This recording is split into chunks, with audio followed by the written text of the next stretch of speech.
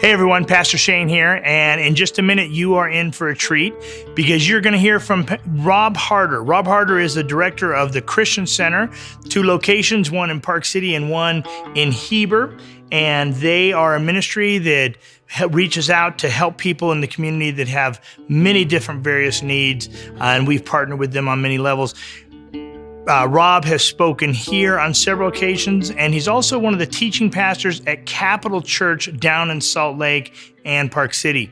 So Rob is going to be sharing with our Heber campus this Sunday, and in order to kind of help him out and be able to show a video of his, rather than have him come down and record this sermon, we are showing a previous recording of the sermon that he's going to preach on Sunday. He preached this sermon at Capital Church not long ago. He'll be sharing it again with us this on Sunday here live at the Heber campus, but hope you'll enjoy hearing from Pastor Rob.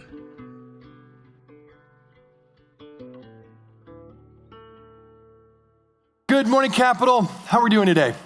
Doing good?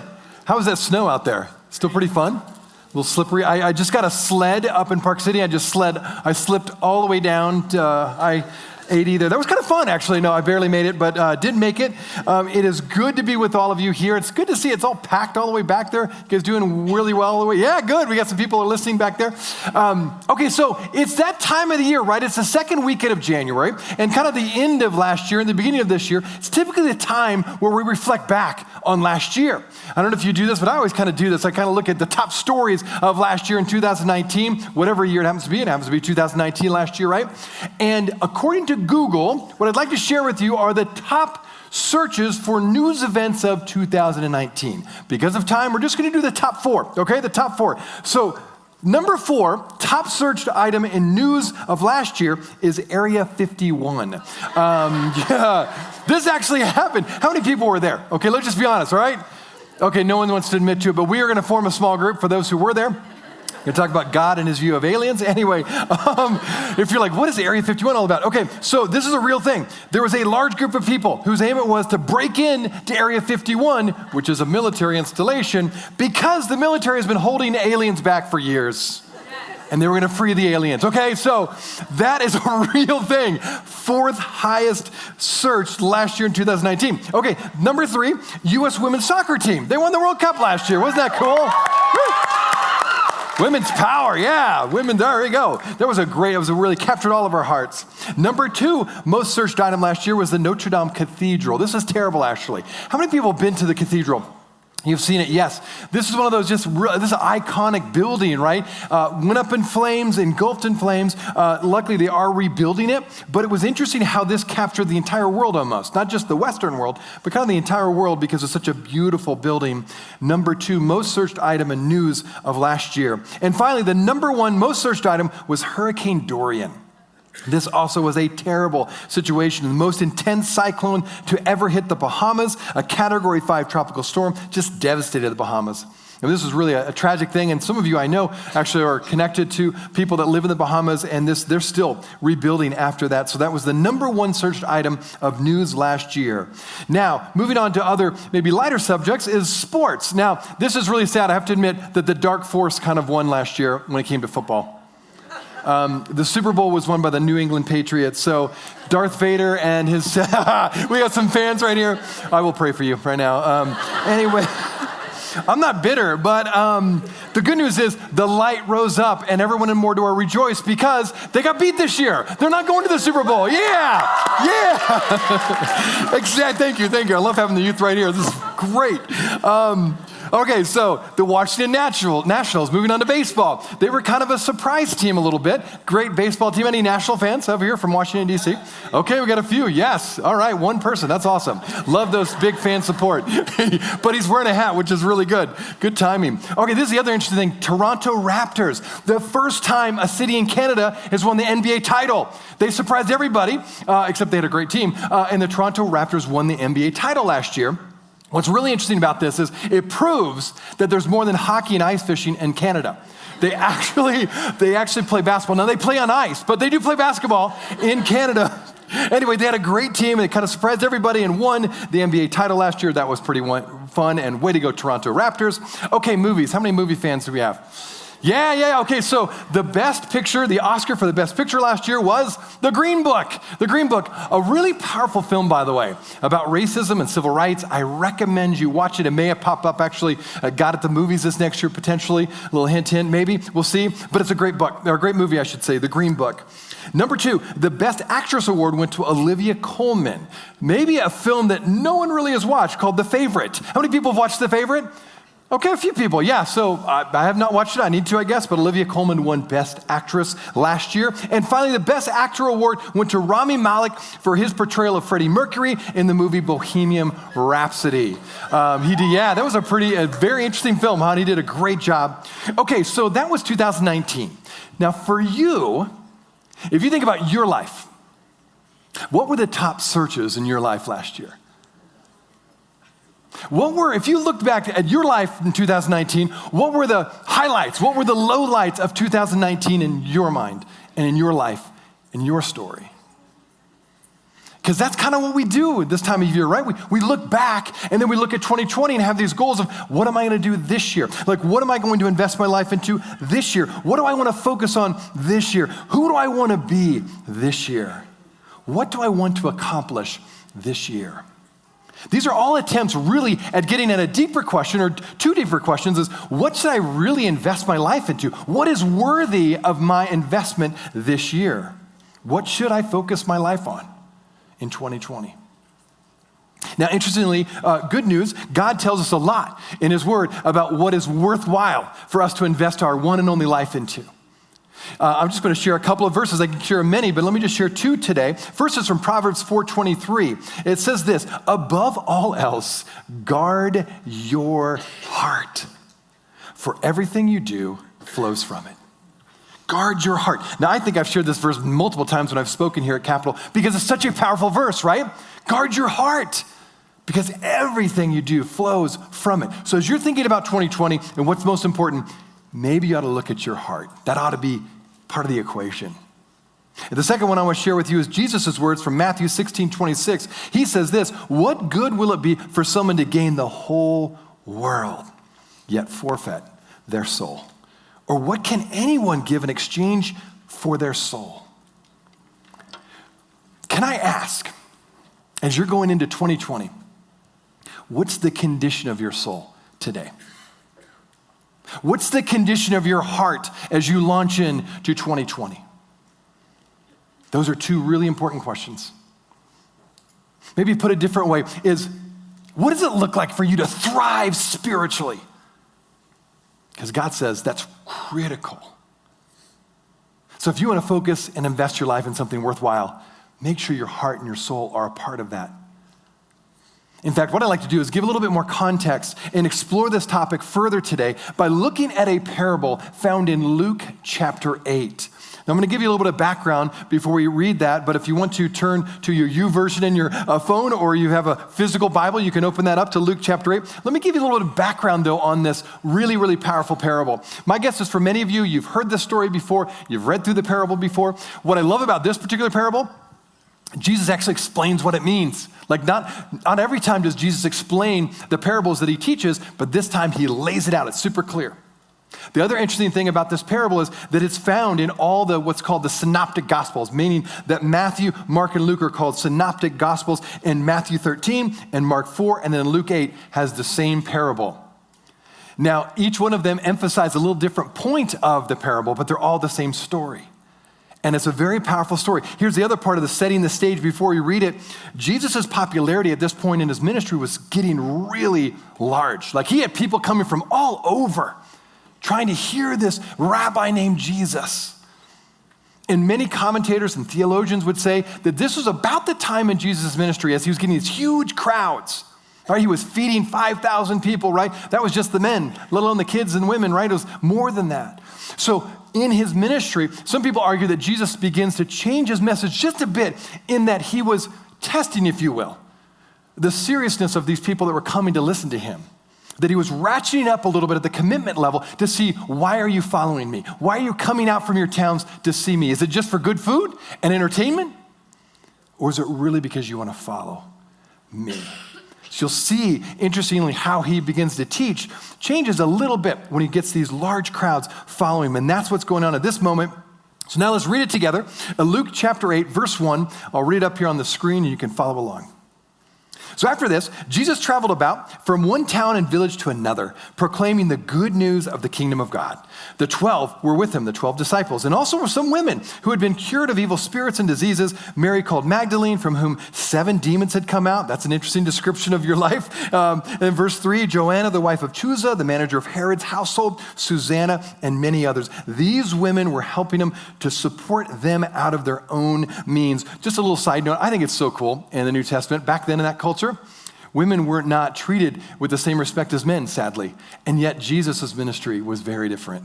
He was like unlike any other rabbi. He had women as a part of his ministry, supporting critical people of his ministry. And that's why it's interesting that Luke includes this as the setting the stage for this parable teaching. Okay, now verse 4. While a large crowd was gathering and people were coming to Jesus from town after town, he told this parable.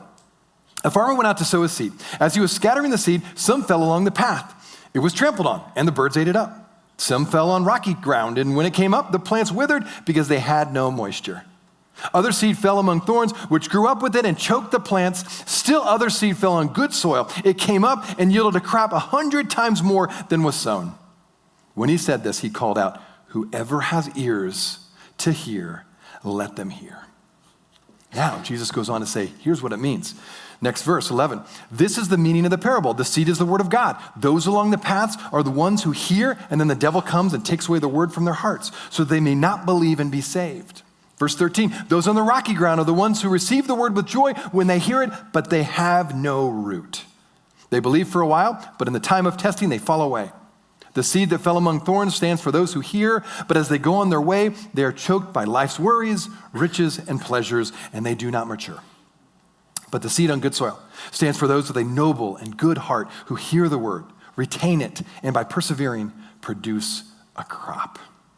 Okay, there's a lot in here, and what I'd like to do is begin to point out a few key things. So first of all, many of you are familiar with parables, but if you're kind of new to this idea of a parable is simply this. A parable is a simple story with a spiritual or moral principle. In other words, a parable is a simple story that teaches a spiritual or moral principle. And in this case, Jesus tells us what it is.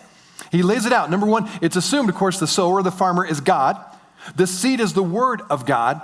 And then the soil, I believe, is the soul's condition or the attitude of the heart. And I'll get back to that in a second. But then he describes those 4 types of soils, right? The well-worn path, the rocky ground, soil with thorny weeds, and then finally, the good soil. This is interesting. The seed is constant in all 4 instances. The soil is not. So the seed is the same for each situation, only the soil is different. So it's not the seed that's the issue in this parable, it's the soil. In short, the seed cannot become all that it's designed to become unless the soil is in good condition. Now, this is important in my mind. Some people will read this and think, okay, each one of these soils represents different types of people. In other words, you get locked into a type of soil. You're either this soil or that soil. And I disagree. I believe the way Jesus taught this is these are conditions of the heart or conditions of the soul. In other words, you and I could experience all different types of these soils at different times in our life. There may be times where we really have good soil. There may be times where we have rocky soil. There may be times where we allow things to choke out the seed in our life. So I believe we can experience all types of these soils because it's a condition of the heart. It's not necessarily people. Does that make sense? I think that's an important distinction as we go through this today. Now, the good news is the clear message of Scripture is that God wants a relationship with us. He wants us to be close to Him. He wants us to grow. He wants us to be fruitful. He wants us to have a crop of 100-fold. That's His goal for all of us, every single one of us in here. The key question it raises is, how can you and I align our lives in such a way as to maximize God's work in our life? Now, to kind of answer how we can do that, you and I can align ourselves, I go back to something my professor said years and years ago, and it stuck with me all these years. He used to teach us that if we really wanted to make a difference in our life, if we really want to make an impact for God, if we want to make a big impact and really change people and change our world and change our community, So the number one thing you need to focus on is you focus on the depth of your relationship with God, and you let God take care of the breadth of your impact. In other words, he said, if you really want to do something great for God, you focus on the depth. Let God take care of the breadth. Too often we go off and we try to say, oh, I'm going to make this big impact. I'm going to do great things for God. And we try to think about the impact we're going to have. And it becomes a little bit more about us than about God. My professor always reminded us, no, your job, focus on the relationship with God, your part, and let God take care of the rest. So focus on the depth, let God take care of the breadth. And as I read through this passage, I think this is a bit what Jesus is trying to tell us about these soils. What kind of soil do we have? And what kind of people are we? What kind of attitude do we have? So I'd like to go through each one of these soils and talk about different things that can be relevant, I think, to our lives. So let's look at the first soil. We read it already. And the first thing I just want to mention is that I believe that each one of these soils kind of mentions an attitude of the heart, as I mentioned. And I think this is the one that God is reminding us to make sure we keep an open heart towards God. That we keep an open heart towards God. And that's in relation to the path. Let me reread verse 5 and 12 just so we're talking about the same thing again. So verse 5, a farmer went out to sow a seed, right? As he was scattering the seed, some fell along the path. It was trampled on and the birds ate it up. Then verse 12, the explanation is, those along the path are the ones who hear, and then the devil comes and takes away the word from their hearts so they may not believe and be saved. Now, first, there's a couple things. There's a lot actually in here, and you wonder, like, what does the devil have to do with it, and why does this happen? And so let me just explain a few things. First of all, in the first century, as a farmer would sow his or her seed, they would walk along a path, right? Just imagine someone's sowing seed and trying to produce crops. You're going to have a path where they're walking. So some of the seed's going to fall down the path, but they'll walk right on top of it and pack it down, and then the ground is really hard. So the seed that falls there, it's kind of obvious it's going to be difficult for that seed to really grow because the ground is closed.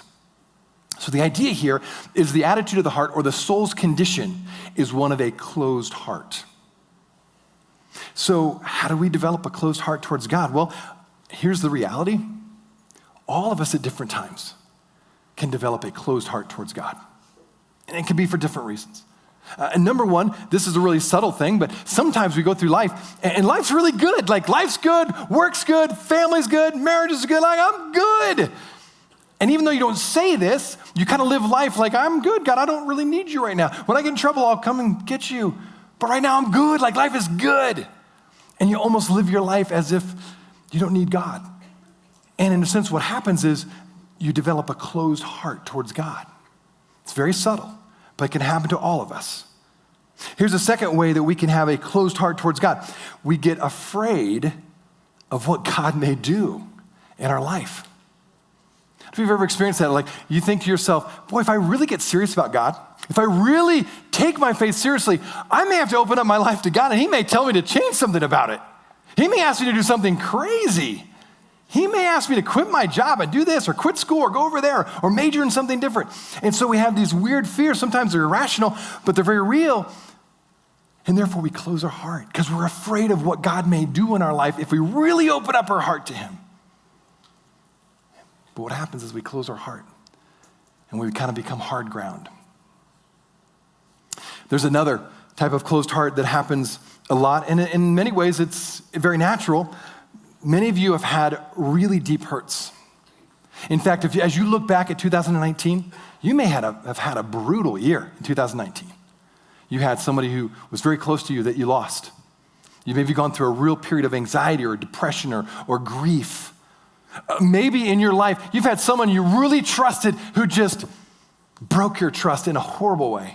And you're just kind of crawling out of that as you go into 2020. You're still kind of hurting and bruised and beat up a little bit based on all that's happened in 2019. Maybe some of you have been burned by the church. Maybe you've been burned by a pastor who really disappointed you. All of these can create disillusionment, right? We get disillusioned with our faith. We get disillusioned towards God. And what happens is we kind of close our heart off. Now, here's the good news. The fact that you're here on a Sunday morning and it's snowing outside, easy to stay home, tells me that you're open to what God has for your life. And I commend you for being here today. I believe that God has a message for you today, and you're open. So you're already opening your heart. But maybe as we are talking today, you realize because your 2019 was a really difficult year, maybe you're going into 2020 with a little bit of an arms crossed, like a little bit of a closed heart. And maybe your prayer this year is simply this: God, open my heart. God, may I trust you again. Help me to trust you and others this year. Maybe that's your prayer. Because if we don't want to have a closed, hard path, we need to open our heart and be open to what God has for us this year. In fact, this is really interesting. You know, one of the things that I did when my kids were growing up, I have 3 girls, and as they were growing up, one of my traditions was to always pray for them before they went to bed. And I got stuck in a prayer and I still pray to this day actually, that I would pray over and over and over for them. And it was simply this: say, God, would you please keep my kids' hearts open to God, to open to all you have for them. May their heart be soft towards the things of God.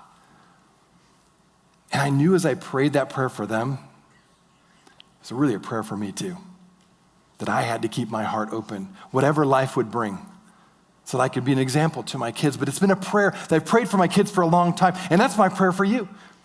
Because I believe God wants you to grow. God wants you to become the best version of yourself. But it starts with having a heart open to God. And that's the first soil I believe that God begins to show us through this passage. And that's why I say to you, focus on the depth of your relationship with God, and then let God take care of the breadth. Well, that leads us to the second soil. Now, Jesus describes this other soil as the rocky ground. Now, interestingly, you look at the background in Palestine where Jesus lived, there's a very thin layer of topsoil over limestone rock base. So in other words, plants would often sprout quickly, but have no deep roots to them. So therefore, when the sun came up and the heat increased, these plants would wither. They couldn't take the heat because they didn't have deep roots and didn't have enough moisture. So this is a very common thing. I could imagine Jesus was teaching this, and he was pointing out to these plants that had obviously withered because it was a very common occurrence in that day. So as you look at this and then you think of the spiritual significance of this, I believe that Jesus is describing a superficial heart, one that has no root. Now, this is one that we really will struggle with in our culture today. Here's why I say that. I believe we live in a culture today where what we look like on the outside is way more important, way more valued than what happens on the inside. We live in a culture where fashion magazines are thicker than news magazines. We live in a culture where we scroll through our Facebook and Instagram feed really quickly, but we have a hard time picking up a book and reading it. Right? It's our culture. We live in a culture where speed and efficiency are core values, right? Like the badge of honor in our culture is how busy we are. Think how many times when people said, how are you doing? How's it going? Maybe at Christmas, you're like, how's it going? And you said, I'm busy. I'm just so busy. I'm busy. Because the more busy you are, the more important you are. Some kind of weird badge of honor. The busier we are, the better we are, the more important we are. I don't know where we got that, but I struggle with it. Maybe you do too. This busyness factor is so high in our culture. It's to the point where author and pastor John Ortberg has described America this way. America is the microwaving, FedEx mailing, fast food eating, express lane driving culture. Say that 10 times fast, right? We hate to wait. Patience is not honored in our culture, is it? It's like, I want it now. How many of you stand in front of the microwave for 30 seconds? You're like, pacing. Okay, you look in the microwave. Is it cooking? You know, you're like, come on, 30 seconds, really? And what is it doing? I mean, you're not, by looking at it, doesn't make it go faster. And yet we do that all the time, right? Here's a couple other signs. Maybe you find yourself constantly in a hurry. As soon as you get in the car, man, you find the fastest lane. You're always going fast, driving around all the time. Maybe you're at a red light and you cut through a gas station just to get in front of people. You awful people, you that do that. I've never done that ever in my life. Anyway, and then you go to the store, you go to the grocery store, and it's like a different type of car. It's a cart instead of a car. And you're still looking for that fast lane. You're counting up the items in the other carts around you. You're like, I can get around that guy. It's a slow poke over there. I'm going to go over there. You know, and you're always in a hurry. It's like I just maximized 30 more seconds, right? You go through your day with a constant sense of urgency. Here's another sign that this creeps up into our life is this obsession we have with multitasking. How many people are multitaskers? You're kind of good. I am definitely, I struggle with this so much.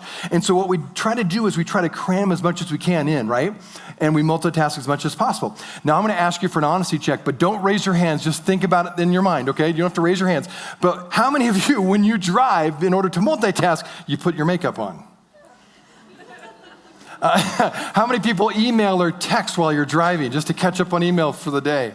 Don't raise your hand on that one. That's really bad. How many shave while you're driving? Just, maximize your time. Why not?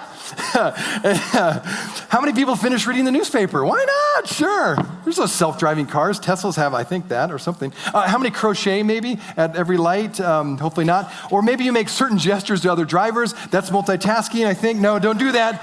Don't do that. No, but we try to maximize every single minute. And now because of things like this, we can get a lot of information. We can do a lot of different things that are right at our fingertips. Now, hear me. I am all about efficiency and multitasking when it's appropriate. With certain tasks, it's wonderful to multitask. You can get a lot more done. Here's where it becomes a problem. There's certain things in life that we can't multitask. There's certain things in life, for example, relationships, where you can't have a deep conversation with your spouse, your girlfriend, your boyfriend, your friend, your mom, your dad, your roommate, and be looking at your phone kind of halfway. Oh, hold on to all that. Okay, wait. Oh, wait, CNN just popped up. Wait. You've had people do that to you maybe. And it's so annoying, isn't it? You're trying to tell them something deep, and they're looking at their phone. They're not really listening to you because relationships can't be multitasked. And you know what else? Our soul can't be multitasked. When we connect with God, just like our other relationships, it's really difficult if you're trying to check the news and do an email as you're trying to pray and listen to God. It's really difficult.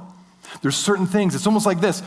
You chefs will understand this. We live in an Instapot world, but our soul is kind of wired like a slow cooker.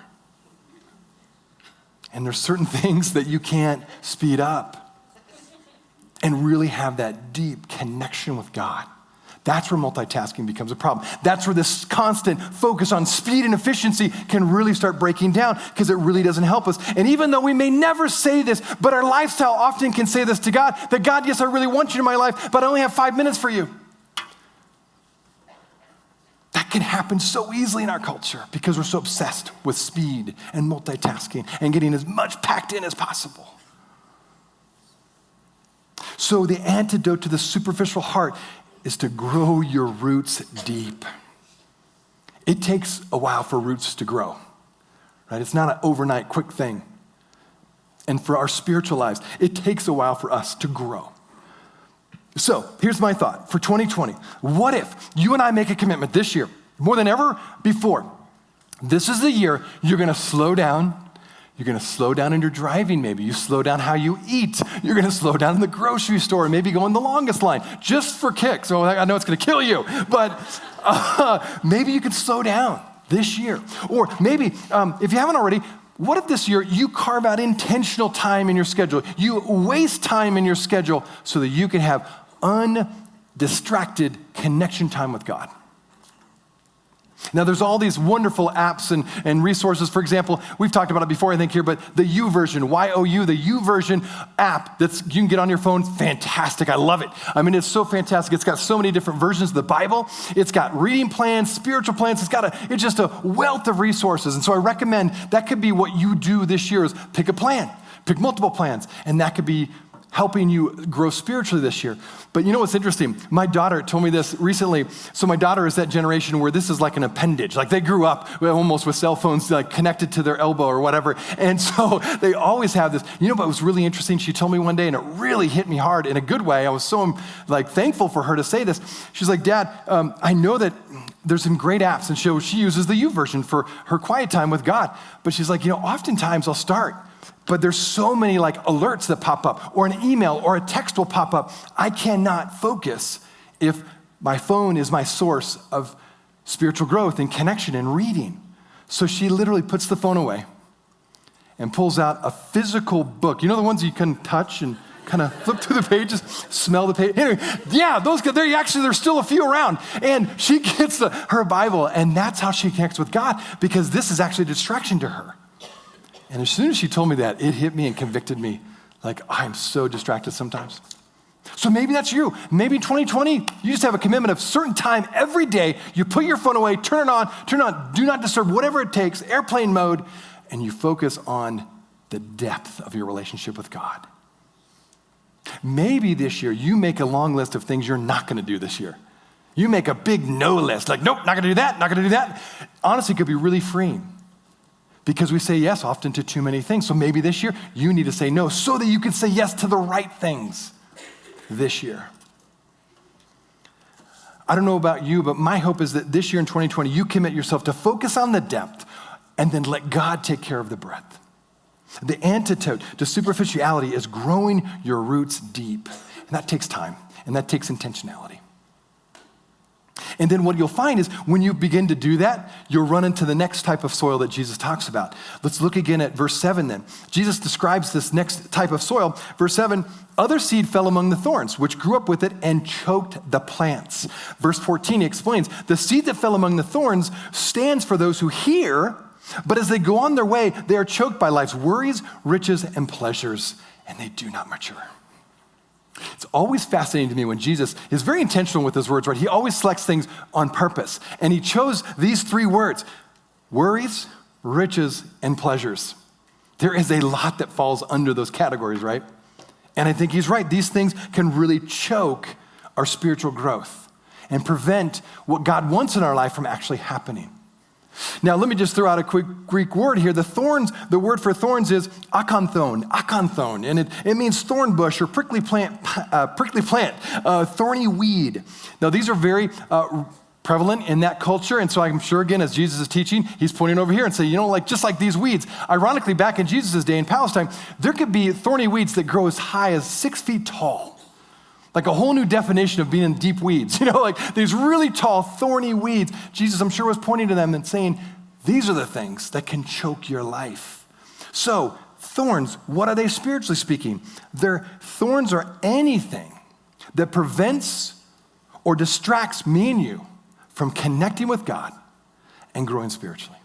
Thorns are anything that prevents me or distracts me from connecting with God and growing spiritually. By the way, thorns can be good things that distract us, not just bad things. Anything that distracts us or keeps us from growing spiritually where God wants us to grow. So as I look at that list, life's worries, riches, and pleasures, there's plenty in there we can pull from. I would just add a couple things based on what we were just talking about earlier. I would add 2 other categories: busyness and an overfull schedule.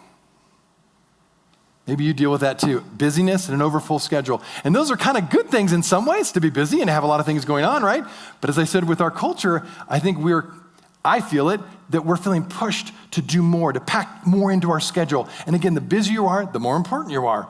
So I struggle with this big time. And in fact, it wasn't too long ago. I remember I was at a place in my life where I had so much going on.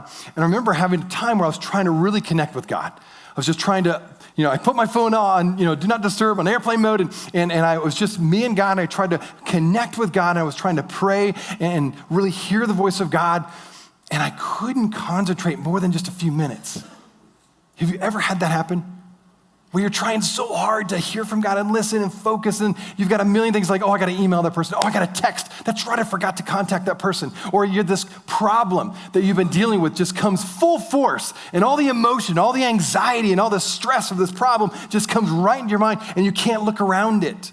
That's where I was kind of at, where the RPMs of my life, the pace was way too high. I had packed in too much. I had said yes to too much. And therefore what happened was I couldn't have this concentrated time with God. I was having a real hard time feeling the peace of God in my life. And it's interesting, the fruits of the Spirit, love, joy, peace, patience, kindness. I start going through that list like, I don't think that's coming out of my life right now. And I sense God telling me, Rob, you've got to start changing your schedule. You've got to make some changes. You've got to start saying no to some things. Because the fruit of the Spirit is not as strong coming out of your life as it should be. There was just simply too much. My life was too full. And I knew I had to make some changes if I wanted to continue to thrive spiritually.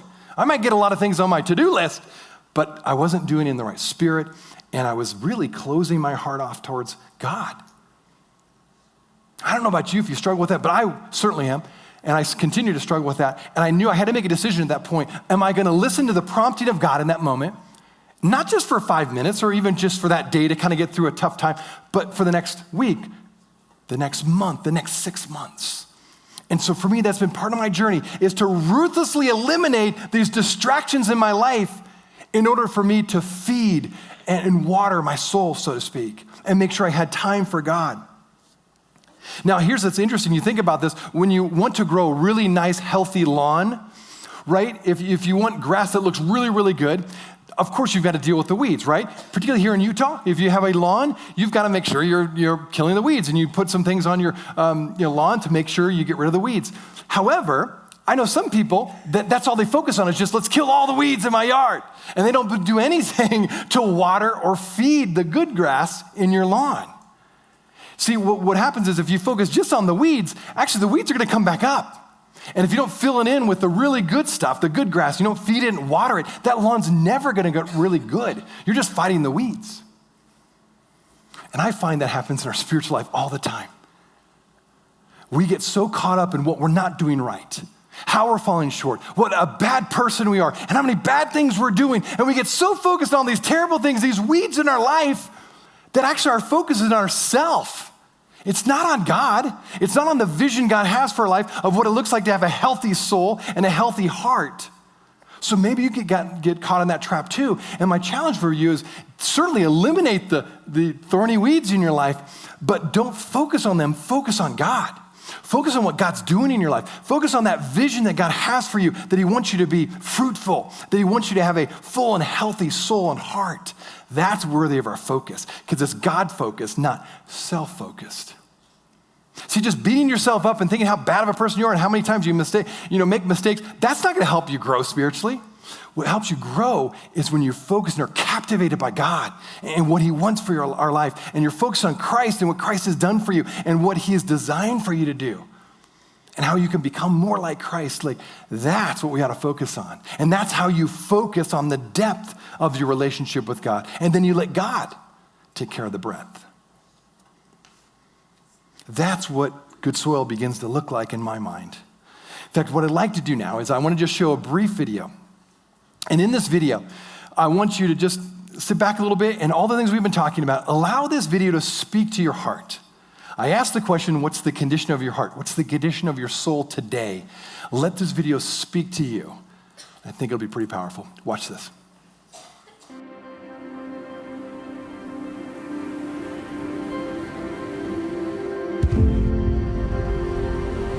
Awake, O sleeper, in the valley of bones, born dead in sin, wandering alone. Awake, O sleeper, you go your own way, thinking pleasure is freedom, but covered in chains. Awake, O sleeper, from dust you were made. This life is a vapor, and it quickly fades.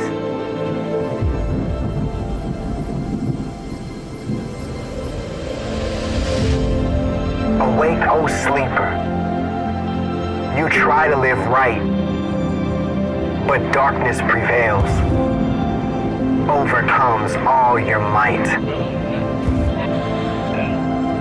Awake, O sleeper, before all is lost. Trust not in yourself, but blood on a cross. Awake, O sleeper, and turn to the one who, love so amazing, surrendered his son. Awake, O sleeper, in the valley of bones, rescued from sin, no longer alone.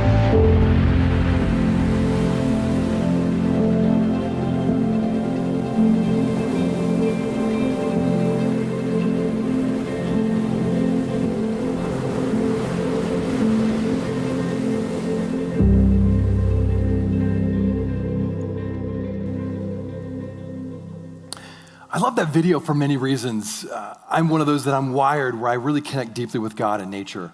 I love going through a forest or walking on the ocean, and maybe you do too. And maybe in 2020 you need more of those kind of moments so that you can connect with God and focus on the depth of your relationship. The other reason I like that video is because it has this idea, I kept saying, awake, O sleeper. And you know what, I feel like this is so true sometimes, that oftentimes in our spiritual journey, when we begin to, kind of fall away, if you will, from what we used to be excited about when it came to our faith, it's not so much that we went headlong into some horrible decision. Now, that may happen at times, but I find more often what happens is it's a slow drift. We just get a little lethargic about our faith. We stop taking risks. We stop pursuing God as intensely as we used to. And slowly over time, we just kind of drift away from our excitement that we used to have. And all of a sudden we wake up one day, we're like, I haven't connected with God in a long time. I haven't taken a risk for God in a long time. And our heart just starts slowly closing up. It's not that you're shaking your fist at God, it's just you've slowly, gradually drifted away from him. So maybe in 2020, you just need to wake up and get back to being captivated by the grace and goodness of God. Maybe you need to do things in your life and in your soul that wake you up to the excitement of what you used to have when you first had that relationship with God. And you remember when you first understood that you were forgiven for your sins and that you had a God who loved you so much that he sent his son Jesus for you. I don't know where you are, but I know that's the beginning of good soil. I believe that good soil, what does that look like? It's when you and I develop and align our lives in such a way as to maximize God's work in our life. That's good soil. When we align our lives in such a way to maximize God's work in our life, when we focus on the depth, and then we let God take care of the breadth. That's good soil. Remember, we said the seed is not the issue in this parable. It's the soil. And the seed cannot become all that it's created to become unless the soil is ready for it. I wonder what kind of soil is going on in your heart and in your soul today. As you go into 2020, what if this year you decide that you really want to be good soil. You want to have good soil. Because here's what I believe, that God wants you to become the best version of yourself. God wants you to grow and to be fruitful. God wants to do wonderful things in and through your life. He wants you to experience life in all its fullness. Now, we can't always control the trajectory of our growth. We certainly can't control the breadth of our impact per se, but here's what we can control. We can control how much time and energy we invest into the depth of our relationship with God. That's up to us. God gives us that opportunity. In fact, when I think about this, I think about the passage in Philippians. And Paul says these words, Philippians 2:13 up on the screen, says, "Therefore, my dear friends, continue to work out your salvation with fear and trembling, for it is God who works in you to will and to act in order to fulfill his good purpose." God has a purpose for you. Now, let me say this. This is not about earning God's favor. This is not about earning salvation. Paul doesn't say, continue to earn your salvation with fear and trembling. No, he says, work out your salvation. In other words, Christ earned salvation for us. Salvation is by grace through faith, through the completed work of Christ, period. So we cannot earn our salvation. God's love for us does not depend on our performance. That's not what we're talking about. What I'm talking about is putting yourself in a position, aligning your life so that you can maximize the work of God in your life. That's what I think is good soil. And with God's help, you and I can do that. And maybe this year is the year to do it. So as you think about your New Year's resolutions or your New Year's determination or your New Year's decision, what if this year you decide to say, God, I'm going to keep an open heart to you, whatever comes my way. Maybe this year, what if you decide you're going to eliminate all the distractions you can with your help so that you can focus on what it looks like to have a healthy, well-watered, and well-fed soul? What if this year you do everything that you can in your power with God's help to align your life so that you can experience the maximization of God's work in your life. I'm telling you, it's a worthwhile investment, and I do believe that if you do that, you will see a crop of 10-fold, 30-fold, 60-fold, maybe even 100-fold. It's up to God. Your job is to focus on the depth. Let God take care of the breadth. Now, as we go into a time of prayer, I realize that you may be a little overwhelmed by all that we've talked about. And maybe as you think about where you are today and where you feel like God wants you, there's this big gap and it feels overwhelming. First of all, lean into grace today. Don't feel like you have to do this by just working really, really hard, and lean into grace. God's grace and love are available today just as much as they were yesterday and 10 years ago. God's grace is steady and constant. Like the seed is constant, God's grace and love is constant. So lean into grace. Number 2, this is a process. It's not a flip of the switch. You can't do this tomorrow or just even next week. I mean, think about those redwoods you saw in that video. They didn't grow overnight. That was years of growth. And sometimes your spiritual growth may feel really slow. But if you are focusing everything you can on the depth of your relationship, let God grow you at his pace. So don't feel like it's a flip of the switch. You have to do it tomorrow, or otherwise you're having some issue. You have some problem. Then the third thing I would encourage you to do is go into wise training. Don't just try to work harder. Here's what I mean by that. If you're going to go plan to do a marathon this year, you wouldn't do the marathon like next week without going into wise training, right? You have to train for it. Well, the same with a diet plan maybe, or any kind of plan you're trying to do. Well, the same for our spiritual life. You can't expect to run a spiritual marathon next week. Go into wise training. Look at the life of Jesus. Follow what he did. Try to learn from it. Get a mentor. Start reading books about it. Learn slowly over time. Do 1% improvement a day. 100 days later, that's 100% improvement. Just do those little steps. Lean into grace the whole way. Again, your job, my job, is to focus on the depth of our relationship with God, and then let God take care of the breadth. Let's pray. God, thank you so much for today, and thanks for the reminder through this video, through your word, through the parable that you laid out clearly for us. Thank you for the opportunity, God, to reflect back on a year and then look forward to this year in 2020. Wherever people are on their spiritual journey today, God, would you give us, all of us in here, the courage to look at our lives and to really examine our heart, to examine our soul, and to ask the question, what is the condition of our soul? What is or is not causing us to thrive spiritually? God, may we have the courage to open our heart to you. And I particularly pray for those who are hurting, who had tremendous loss this last year.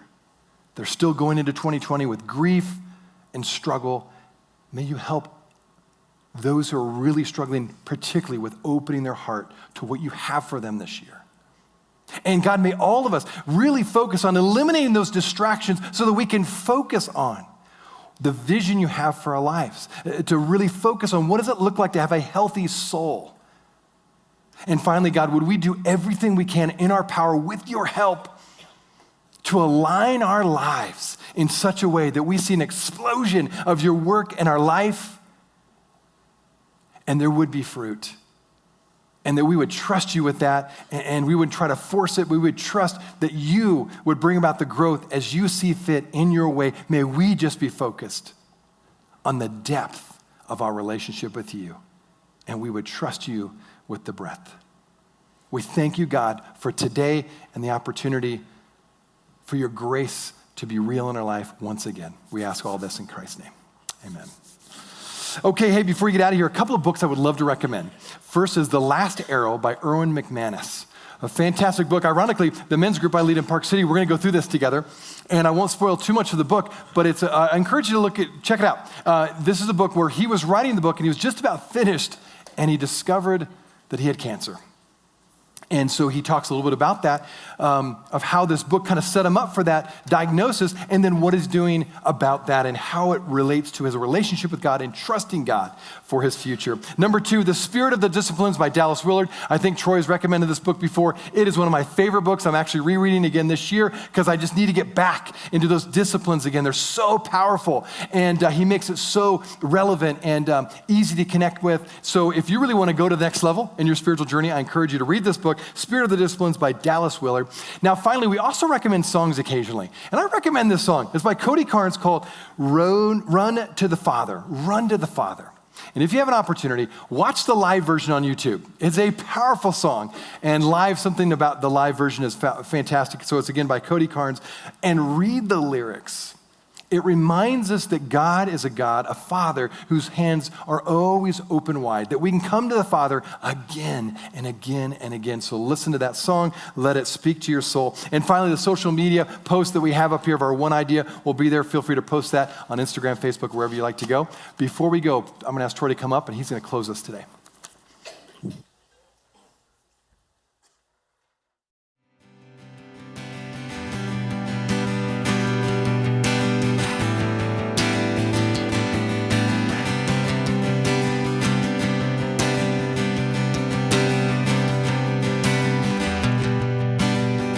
Jesus redeems, Jesus restores.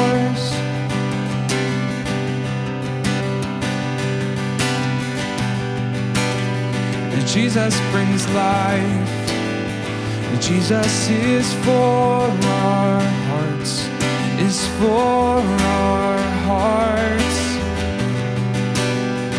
Jesus is strong, Jesus is truth.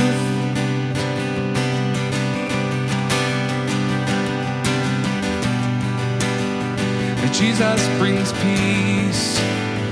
Jesus gives to our hearts, gives to our hearts.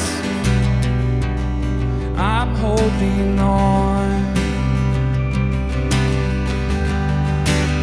I'm holding on.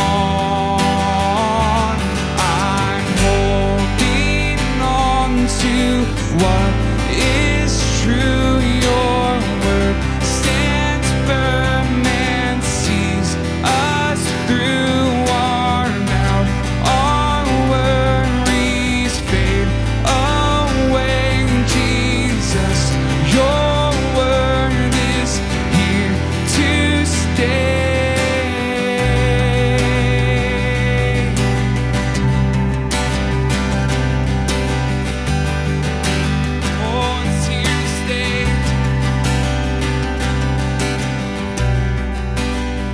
Jesus forgives, Jesus increase.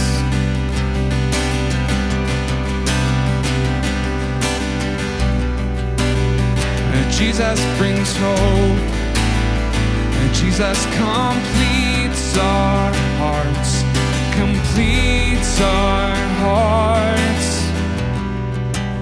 I'm holding on. I'm holding on. I'm holding on. I'm holding on. I'm holding on to what is true. Your word stands firm and sees us through.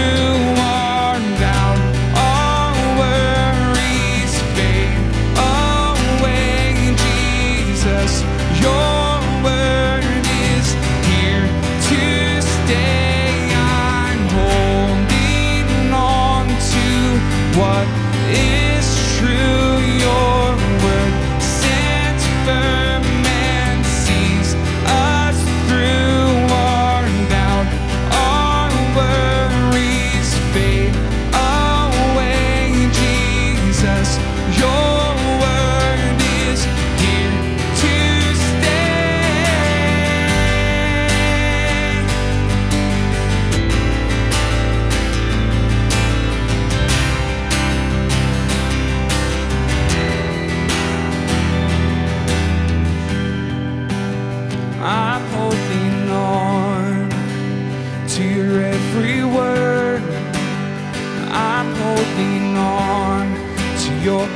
promises. I'm holding on to your every word. I'm holding on to your promises. I'm holding on to your every word. I'm holding on to your promises. I'm holding on to your every word. I'm holding on to your promises.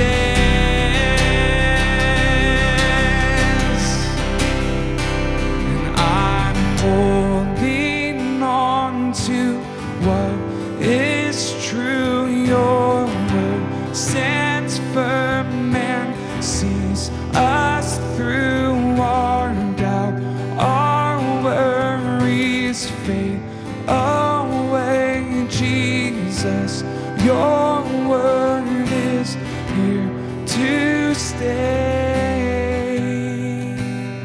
I'm holding on to your every word. I'm holding on to your promises. I'm holding on to your every word.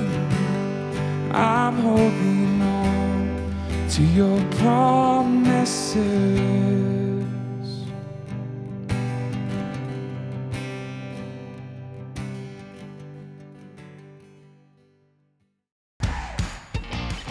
Hey everyone, thanks so much for joining us today. Before you go, I want to encourage you, if you haven't done so already, to download the Church Center app. On that app, you can watch past sermons, you can connect with us, you can turn in your prayer requests, register for events, and give. Also, I want to remind you, if you're interested in giving to MVF Church, not only can you give on the Church Center app, but we have 2 giving boxes, one located at the back of the sanctuary and one in the kitchen as well. Look forward to seeing you soon. Thanks a lot.